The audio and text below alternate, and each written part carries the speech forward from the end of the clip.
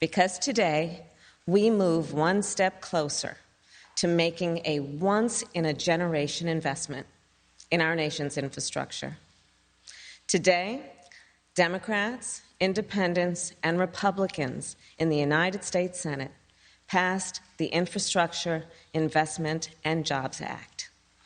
So let me describe just a little bit about why this bill is so important. It is an investment in the roads and bridges we drive on every day to get our kids to school. It is an investment in the public transit we rely on to get to work. It will mean people in our nation won't have to drink water from lead pipes or go to a fast food parking lot to get high-speed internet. This bill will also establish a national network of electric vehicle chargers that the President has been fighting for a long time, and build toward a national fleet of electric school buses. And the way I see it, an investment in infrastructure, it provides people with what they need to get where they need to go. This bill that passed the Senate today gives people what they need to get where they need to go.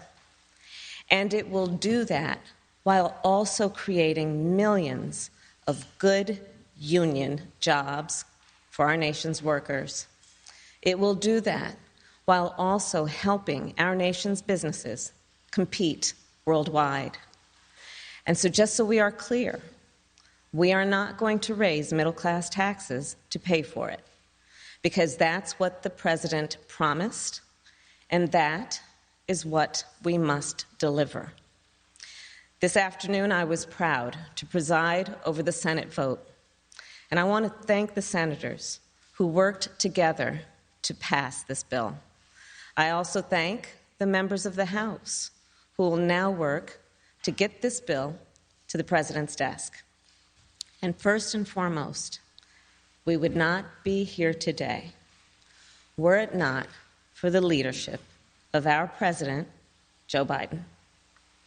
Mr. President, from the very start, you welcomed ideas. You welcomed debate. You welcomed Democrats and Independents and Republicans to meet with us in the Oval Office. In those meetings, I watched as you listened. In those meetings, you deliberated.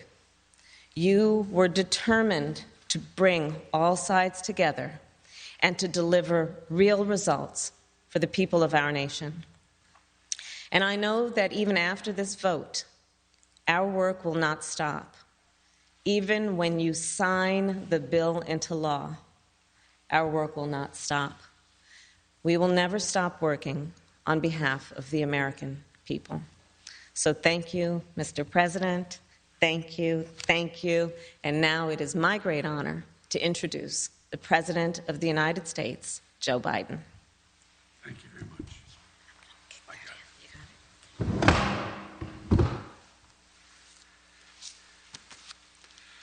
Well, thank you, Madam Vice President. First of all, I want to thank a group of senators, Democrats and Republicans, for doing what they told me they would do. The death of this legislation was mildly premature, as reported. They said they're willing to work in a bipartisan manner, and I want to thank them for keeping their word. That's just what they did. After years and years of infrastructure week, we're on the cusp of an infrastructure decade that I truly believe will transform America. As you all know, just a short while ago, the United States Senate passed the Infrastructure Investment and Jobs Act, the very legislation I ran on when I announced my candidacy for the nomination for president. A historic investment in the nation's roads and highways, bridges and transit, and our drinking water systems and broadband, clean energy, environmental cleanup, and making infrastructure more resilient and the climate crisis much more in our minds and how do we deal with it. You know, we're poised once again, and I mean this in a literal sense, to make the same kind of historic investments that have so often made it possible for America to build the future and allow us to outcompete the rest of the world.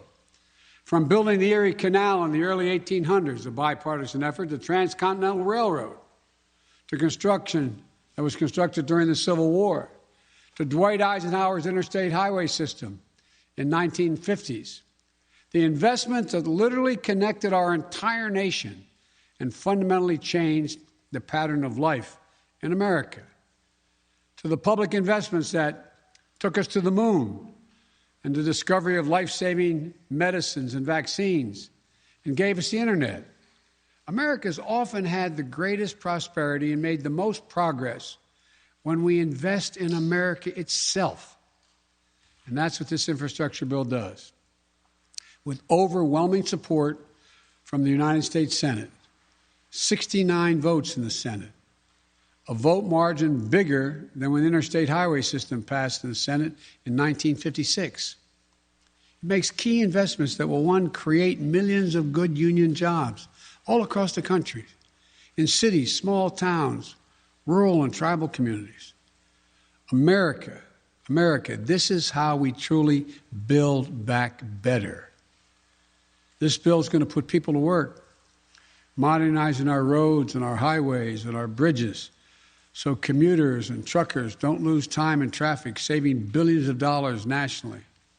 Today, up to 10 million homes in America and more than 400,000 schools and child care centers have pipes with lead in them, including for drinking water. This is a clear and present danger to the health of America, particularly to our children's health. This bill is going to put plumbers and pipe fitters to work, replacing all the nation's lead pipes so every child, every American, can turn on a faucet at home or in school and know they're drinking clean water. During remote learning during the pandemic last year, we saw too many families forced to literally sit in their vehicles in a fast food parking lot so their children could get on the internet they couldn't afford and didn't have access to at home. This bill will deliver affordable high-speed internet to every American, a necessity for the 21st century. We'll also see we've seen in the last couple of years, the damage done in Texas and other places when transmission lines carrying power were taken down by extreme and unanticipated weather, leaving millions of folks without electricity for weeks and weeks, costing our economy billions and billions of dollars. This bill provides upgrades to our power grid so that more secure and resilient and cleaner energy can be transferred across those wires. Down in New Orleans, I met with the incredible women and men who are in charge of the water system, some of it running on technology that is literally 100 years old. This bill is going to provide opportunities to upgrade their system. It also allows American workers to strengthen our natural infrastructure, like our levees. These are at risk of catastrophic collapse in the face of extreme weather like superstorms, wildfires, droughts, hurricanes, and heat waves. Last week, I stood, and many of you were with me, on the south lawn of the White House with the United Auto Workers and with leaders from the big three automobile companies in America, surrounded by iconic American vehicles that will all be electric and made right here in America in not too distant future. This bill is also going to put IBEW workers, electrical workers, to work installing a truly national network of electric vehicle charging stations that will transform the way we travel and move commerce. And by the way, around those charging stations, you'll see, just like around we put in gas stations on interstate highways, you'll see other industries build up. We have the benefit of significantly reducing pollution from vehicles on our roads. Look, this bill, I believe, will make the most important investment in public transit in American history. When I went to Philadelphia not too long ago for Amtrak's 50th anniversary, I was proud to be able to say that this bill was in the works and that it would be the most important investment in rail since the creation of Amtrak itself. This bill will upgrade railroad tracks so people can get to work and their destinations faster, and will build new lines to get people to more places faster, reducing, I might add, pollution as well. And here's another critical part of the bill. 90% of the jobs created don't require a college degree. You're tired of hearing me say it, I know, but this is a blue-collar blueprint to rebuild America. We're going to do all of this by keeping my commitment. We will not raise taxes by 1 cent on people making less than $400,000 a year.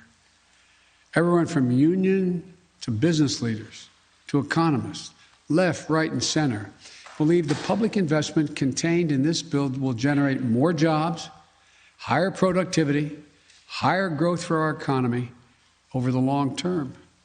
Forecasters on Wall Street project that over the next 10 years, our economy will expand by trillions of dollars, and it will create an additional 2 million jobs a year beyond what was already projected. Good-paying jobs all around the country. Experts believe the majority of the bill's benefits will flow to working families.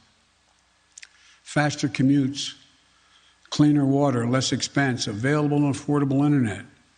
These are the things that working families need. As last week's job report shows, our economy is recovering at a record rate. 934,000 new jobs created in July. It's going to go up and down, but 4 million jobs created since I took office.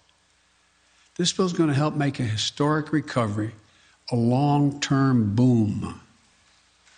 Folks, above all, this historic investment infrastructure is what I believe you, the American people, want, what you've been asking for a long, long time. This bill shows that we can work together. I know a lot of people, some sitting in the audience here, didn't think this could happen. This bill is declared dead more often than anyway. That bipartisanship was a thing of the past. From the time I announced my candidacy, about bringing the country together and doing things in a bipartisan way, it was characterized as a relic of an earlier age. As you may well remember, I never believed that, and I still don't. So I want to thank those senators who worked so hard to bring this agreement together. I know it wasn't easy. For the Republicans who supported this bill, you showed a lot of courage. And I want to personally thank you for that. And I've called most of you on the phone to do just that. You have, and no doubt you will, disagree with me on many issues. But where we can agree, we should. And here on this bill, we prove that we can still come together to do big things, important things for the American people. For the Democrats who supported this bill, we can be proud of this unprecedented investments that are going to transform the nation and change millions of lives for the better. Think about what's going to happen in a practical sense. Clogged arteries at the heart of our economy, they're going to be opened up. That will reduce transportation costs, reduce commuting costs, and as a result, reduce cost overall for families and businesses. And there's safety provisions being, as I said not long ago, everyone can tell you what the most dangerous intersections in their communities are. There's money in there to deal with those specific needs. Thousands of bridges will be safer and more accessible. And by the way, as you've heard me say before, some bridges are so weak that they couldn't have a fire truck go across it, requiring the fire department to go 10, 12 miles out of the way to get just literally a mile away to put out a fire. Millions of lead pipes carrying drinking water to our homes and schools and daycare centers, they're finally going to be replaced. Never again can we allow what happened in Flint, Michigan, and Jackson, Mississippi. Can never let it happen again. High-speed internet, going to be available and affordable everywhere to everyone. So farmers nationwide can get the best prices for their products at home and abroad by knowing when to sell. And children in Chicago or Philadelphia never have to again sit in the McDonald's parking lot to do their homework. This is transformational. I know compromise is hard for both sides, but it's important. It's necessary for democracy to be able to function. So I want to thank everyone on both sides of the aisle for supporting this bill. Today, we proved that democracy can still work. A lot more work to do. But I want to thank Senate Republican leader Mitch McConnell for supporting this bill. And I want to give special thanks to Senate Majority Leader Chuck Schumer. Your leadership, Chuck, in the Senate was masterful. But look, let's be clear. Work is far from done. The bill now has to go to the House of Representatives, where I look forward to winning its approval. We have to get to work on the next critical piece of my agenda, my Build Back Better plan, making housing more affordable. It's so unaffordable to so many Americans. Providing clean energy tax cuts, including homeowners to make energy efficient improvements in their homes. Bringing down the cost of prescription drugs, making elder care more affordable, and continue to give middle-class families and children a tax break, a tax cut, the one they're receiving now, well-deserved child care and health care that gives them just a little bit of breathing room. This is a plan that invests in the American people, in their future and their success. And it will be paid for by having the largest corporations, including 55 of them, who didn't pay a single penny in federal income tax, and the super wealthy to begin to pay their fair share. I want you to be able to be millionaires and corporations do incredibly well. But this isn't going to change anything for you. You'll still have your 3 homes. You'll still have whatever you need. And corporations will continue to do well. I have more to say about this later as the Senate continues its work. But today, I'm happy to mark this significant milestone on the road toward making what we all know are long overdue, much needed investments in basic, hard infrastructure of this nation. I truly believe that this bill proves the voice of the people will be heard, and we can all come together to make a difference in people's lives. As you heard me say it before, and I apologize for repeating it, but there are no Republican bridges or Democratic roads. This is a moment that lives beyond the headlines, beyond partisan sound bites, beyond the culture of instant outrage, disinformation, and conflict as entertainment. This is about us doing the real hard work of governing. This is about democracy delivering for the people. This is about winning the future. It's about doing our job. This is about building an economy from the bottom up and the middle out, giving everyone a decent chance at a decent life. And by the way, when the bottom and middle do well, the wealthy do very, very well. Nobody gets hurt. This is what I call governing and government doing its job, ensuring everybody's better off.